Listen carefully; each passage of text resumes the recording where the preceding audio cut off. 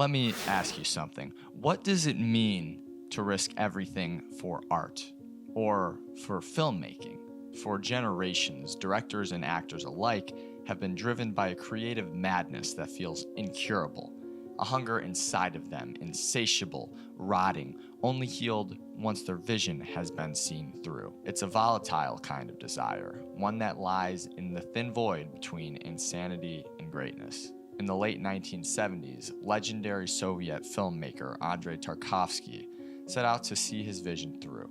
A sci-fi epic exploring how the human soul intertwines with pressure, a vision that explored humanity's capacity for faith regardless of the absurdity of the world.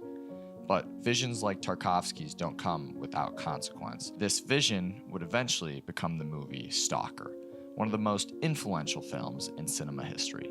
But it was a vision that came at a price, one that cost him everything. It begs the question, how much can someone give before they disappear entirely? Let's indulge.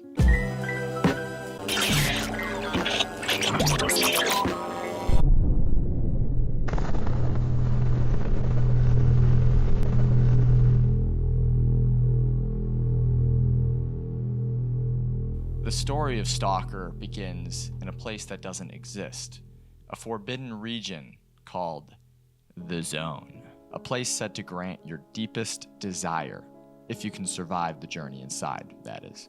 But Tarkovsky didn't invent this world from fantasy. He found it, hidden in the industrial wastelands of Estonia, a landscape scarred by factories, polluted rivers, and abandoned power plants. He looked at that decay and saw something spiritual.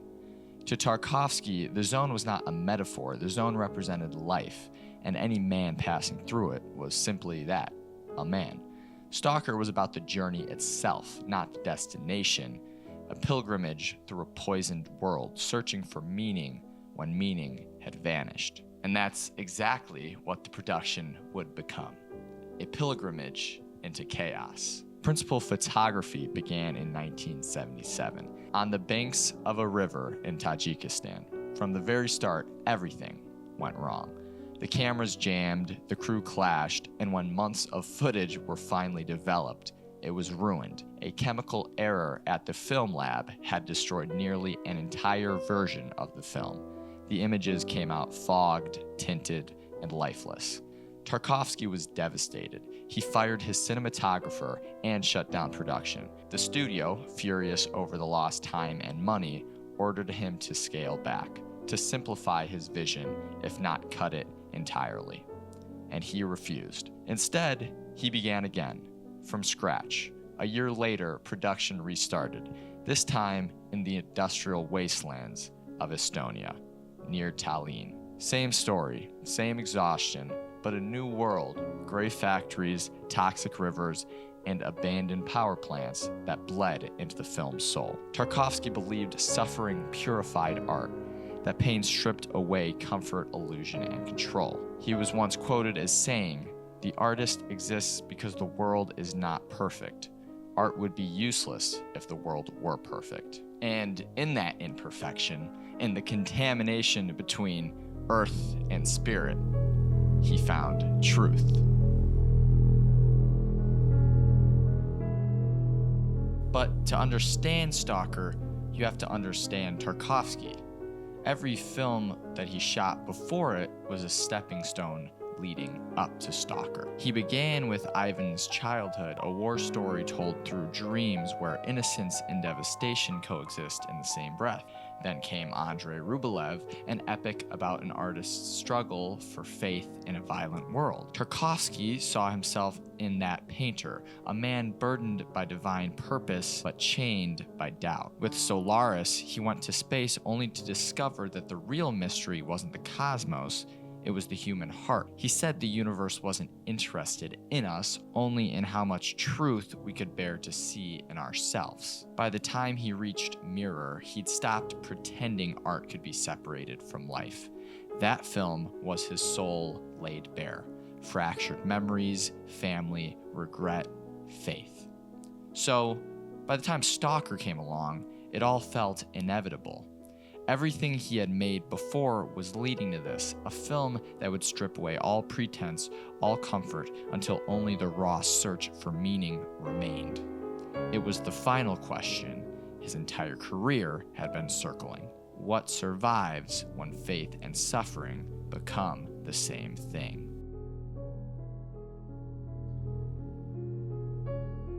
The new shoot took place near two power plants, one abandoned and one active. The water ran thick with chemicals, the air carried a metallic haze, and no one wore protective gear. Day after day, Tarkovsky made his actors crawl through these rivers, lie face down in polluted sludge, and inhale the smoke of burning factories, all in pursuit of the perfect shot.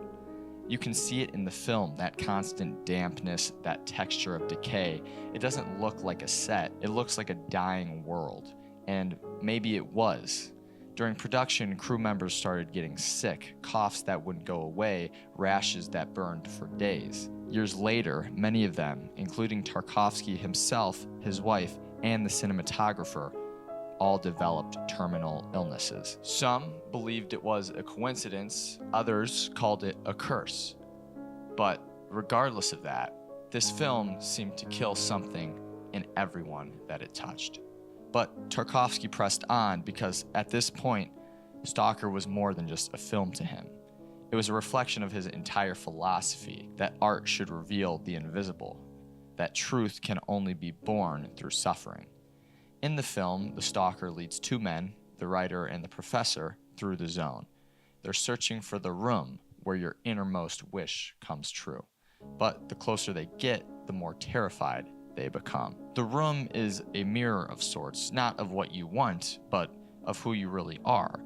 And maybe that's what Tarkovsky feared most, that art would expose him to. Because while he was making Stalker, his own life was falling apart. His health deteriorating, his marriage crumbling, the Soviet government watching his every move. He was a man trapped inside his own zone, seeking meaning in a world that wanted to silence him. In his journals, he often wrote, "The more we suffer, the closer we are to God." And you feel that in Stalker. The endless rain, the silence, the slow, meditative camera. It's as if Tarkovsky was trying to cleanse himself through every frame.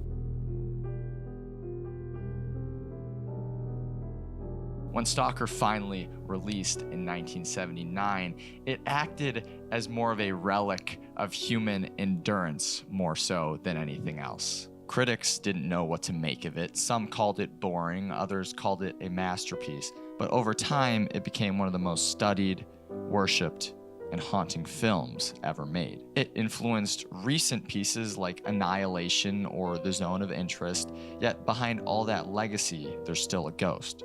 The feeling that this film took something it shouldn't have. Tarkovsky died just 7 years later of lung cancer. His cinematographer, the same. Even his wife would pass from the same illness not long after. Now, it's impossible to say if the toxic locations truly caused it. But the irony is a little too cruel to ignore. They created a story about faith and ruin, and in it, they became its proof. When you watch Stalker, you can feel the weight of it all. It asks something of you, of all of us, something very ruthlessly uncomfortable. You start to wonder, was Tarkovsky documenting faith or testing it?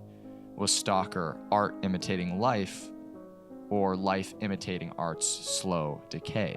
In the making of Stalker, Tarkovsky offered himself up, piece by piece, until there was nothing left to give. The zone didn't kill him, the art did. And maybe in some ways, that's exactly what he would have wanted. So what does it mean to risk everything for art? Maybe to go to depths within yourself that you didn't even know were there. Maybe to stare back into the void and keep filming regardless. Maybe it's to walk willingly into your own zone, knowing that it might consume you. To Tarkovsky, Stalker was the price.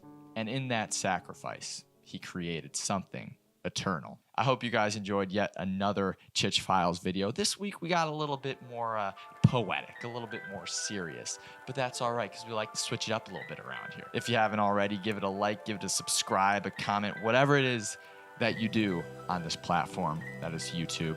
I hope you enjoyed the video, guys. I will see you next time. Take care.